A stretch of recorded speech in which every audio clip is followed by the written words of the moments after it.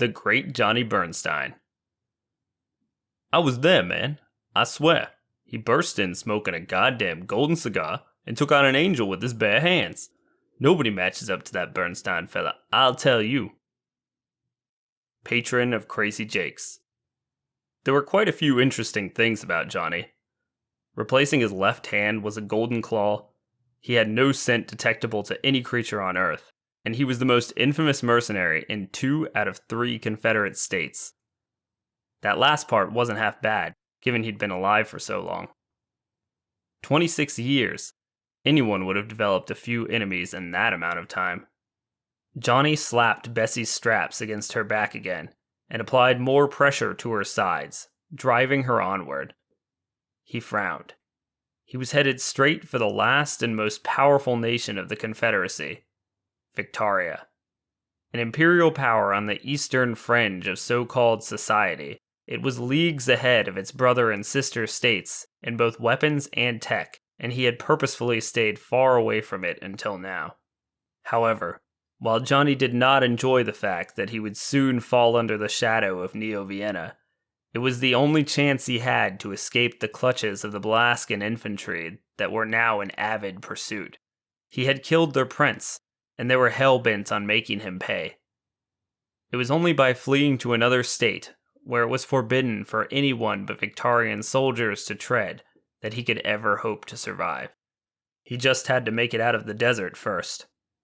Bessie picked up her pace, her great muscles bulging as she fought to escape the 3-horned beasts that followed. But no matter how fast she ran, the Balaskan tri-horns were faster still.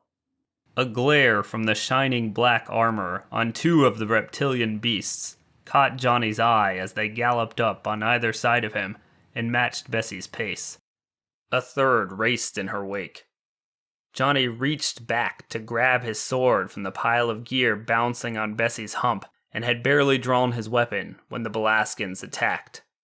The 2 tri-horns on either side of him threw their bulk into Bessie simultaneously as the rear beast thrust its horns into her backside. The golden-furred Wakata bellowed, but having become accustomed to war, bucked away and kept up her pace. The Balaskans on either side of Johnny slashed at his throat.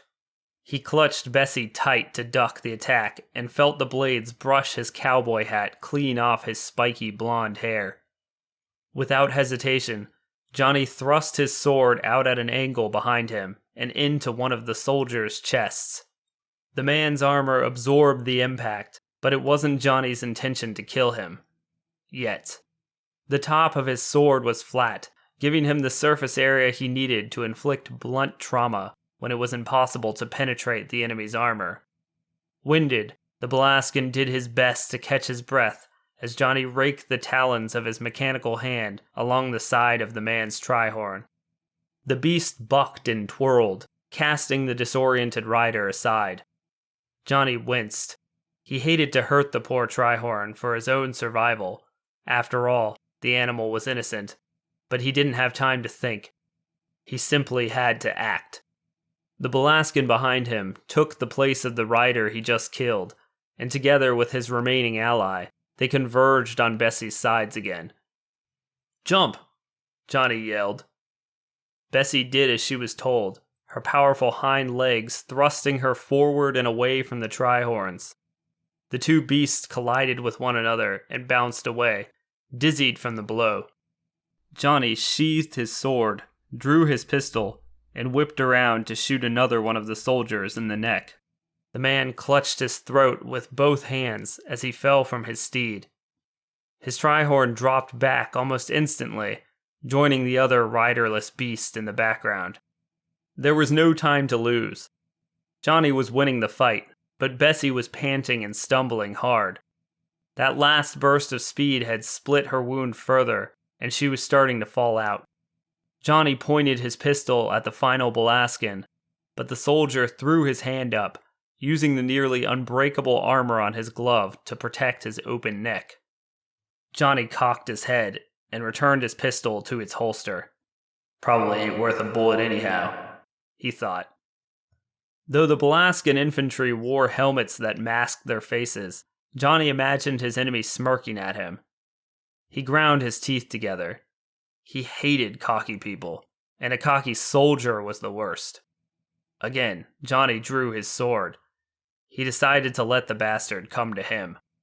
The Balaskan reared the head of his steed toward Bessie and charged.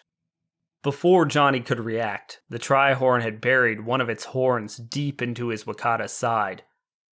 Bessie groaned and wobbled as Johnny's rage rose to new heights. He slashed at the Balaskan, but the cocky bastard hit the blade aside with his own. Johnny thrust his claw through the opening between the swords and ripped the soldier's throat out. The mercenary felt a rush of bloody glory just before he, Bessie, the Tri-Horn, and its dying rider all toppled to the ground in a cacophonous thunder. A cloud of dust spat into the air as Johnny rolled across the harsh desert sands. He fought for control as he flipped and twisted to weather the momentum, but inevitably fell flat on his face. Nothing stirred. It wasn't until minutes later that Johnny rose from where he had been thrown. Grimacing, he ignored the pain all over his throbbing body and reached out for his friend. "Bessie! Bessie!" Johnny coughed, sucking up a large whiff of dust as he struggled to catch his breath. He fought to stand, but fell again almost immediately. Something was wrong with his legs. He didn't care. He forced himself up again and again until he could do nothing but crawl through the wind-whipped dust and sand. A guttural cry cut through the haze, and Johnny finally caught a glimpse of his loyal Wakata. "Bessie, hold on, girl." He finally reached his friend's side. The muscles in her throat rumbled beneath her radiant fur and thick hide as she moaned a second time. Luckily, the Tri-Horn had taken the worst of the fall. Its neck snapped beneath Bessie's weight. Still, the Wakata was barely in better shape. Johnny scuttled around the two animals, still joined by the horn. Bessie was bleeding bad. He stopped for a moment to catch his breath, then gripped his sword tight and sawed away the Tri-Horn's bone with the jagged back of his blade. It took minutes to get through the hardened calcium, and Johnny nearly collapsed again as he took the blunt end of his weapon and snapped the horn at its origin. He huffed and thought about trying to remove the remainder of the bone from Bessie's side, but knew that if he did, she would die before he could get any help. If he could get help. Johnny sighed and slid down against Bessie's bulk. Now what, girl? The desert was everywhere, and in the distance, the soot of the world concealed anything that might have resembled even the slightest something. Scalding rays from the orange sun fought their way through the ochre sky in a diffused fashion, burning away at Johnny's hatless forehead as he looked over his injured leg. He cursed. It was his knee. The damn thing had been twisted out of place, and beneath his torn pant leg, he could see the bursae swelling, his cartilage rent. Maybe for good. Johnny took a deep breath as he collapsed against Bessie again. Then, as he thought back to the Balaskans that had done this to him, his furrowed brow lifted, and a smile broke across his face. After being chased with such a passion across so many leagues of desert, he had come to respect them. They were more men and women than anyone he'd fought in the nation of Treem. And to think, he'd never know what it was like to fight a Victarian. He chuckled to himself. At least this was a fitting end. If only someone were around to record it, it would have made an excellent bookend to his legend for the bards. Now they would just have to say that he was lost forever to the wastes. What a pity. He frowned. He heard the sand shifting from up on the dunes, and not just from the wind this time. He knew more Balaskans would come, but he hadn't expected them so soon. If he didn't find a way to run now, at best, the Tri-Horns would trample him. But even if his leg would do more than just let him stand, he would never leave Bessie behind. He roused himself to his feet for the final fight. "Well, Bessie, old girl, it's been nice knowing you." The Wakata let out a friendly, muted groan as 3 new Tri-Horns emerged from the dusty haze, trampling toward them. Johnny hobbled away from Bessie, waving his arms to draw their attention. He and Bessie were both going to die, but at least maybe she could go out quietly.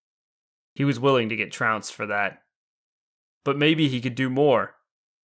His bright eyes gleamed as he prepared to jump between two of the incoming monsters. He crouched down, priming his one good leg for what would have been his final hold-my-beer leap. Before he could do anything stupid, however, another cloud of dust kicked up on the edge of the dune just behind the Balaskans. Johnny wasn't sure what was going on at first, and only became more confused when a garbage truck emerged from the haze. Johnny watched, mouth wide, as a rough-and-tumble dark-skinned woman tightened her grasp on her turret-mounted machine gun and opened fire. The blazing cannon hammered into the Trihorns. The beast groaned and kicked, and sent their riders tumbling down the hill. The garbage truck pulled up alongside the soldiers just feet away from Johnny, and the dark-skinned woman leapt off. A brawny bull of a man leapt out of the back to join her. He ran a hand through his frosty white hair. His snarl said he was eager to kill, and the sword the size of one of Bessie's hind legs that he drew from the sheath on his back confirmed it. He swung at the cowering Balaskan in front of him and cracked open his armor as if it were the shell of some tiny, helpless insect. The white woman that followed the Hulk out was more patient with her prey.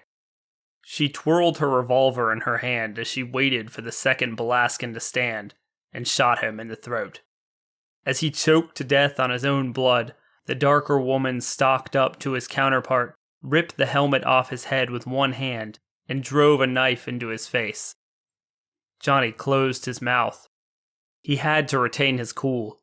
If these people were bounty hunters like he thought they were, he had to at least try and live up to his reputation. He put all his weight on his good leg, his sword at the ready, his claw hovering over his pistol. He wasn't a great shot with his mechanical hand, but if it came down to it, he could make it work. The brawny man returned his giant bloody sword to its sheath. He was battle-worn, ragtag, and aged well into his 50s, but he had the shape of a 20-year-old bodybuilder. The most intimidating thing about him, though, was not his bulk, but his piercing, seemingly ancient steel blue eyes.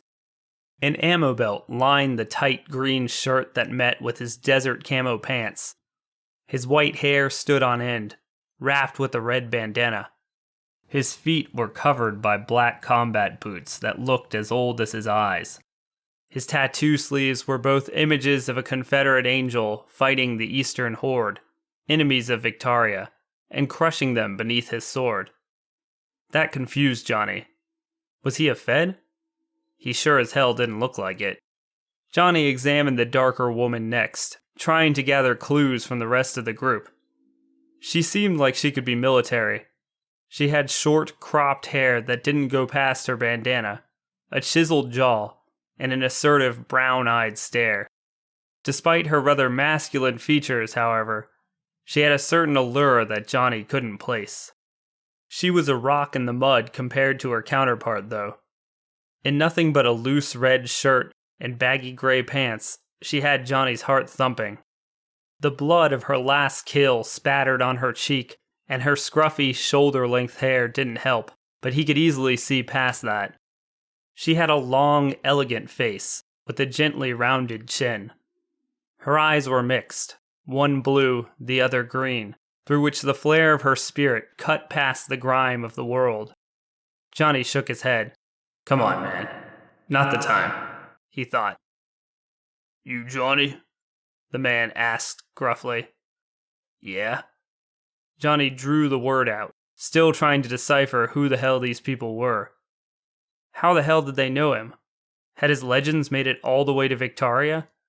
"You can put that sword down. We're not fixing to kill you." Johnny kept his sword ready, and for a moment, he fought a battle of the eyes with the Hulk. He realized a little late that he was antagonizing the people that had just saved his life, and looked at the ground. He slowly returned his blade to its scabbard, and stood up straight. "What do you want from me, then?" he sniffed. "Let's take a ride, shall we?" Johnny raised an eyebrow. "Why?" The man furrowed his brow, and Johnny returned his hand to his sword. The gesture made the Hulk realize the tension between them, and he loosened up, giving Johnny the slightest half-smile. He chuckled, a raspy laugh that sounded like the howl of the wind rushing across the desert sands. I'm sorry, I haven't introduced myself. The name's Drake. I'm the leader of the cheaters. Drake put out his hand. Johnny grinned, extending the talons of his mechanical hand. Oh, I see. Drake chuckled again and withdrew. These are my friends, Chica and Quickshot. We have a proposition to make. Johnny dropped his shoulders. So this is going to be one of these conversations. He hadn't expected to get hired again so soon after he'd assassinated the Prince of Balaska. It'd been a while since someone had asked for his help. It seemed like everyone nowadays just wanted to kill him. What's in it for me? Johnny frowned. Quickshot's eyes flashed. We just saved your life, you ungrateful bastard. Drake put up a single hand to silence her. Your ride appears to be injured. Seems like you're stuck here. Johnny glanced away and pursed his lips, uneasy. If he didn't leave with the cheaters now, Bessie would die, and a new wave of Balaskans would eventually arrive to finish them both off. That was, if the mutant bugs of the desert didn't get to him first.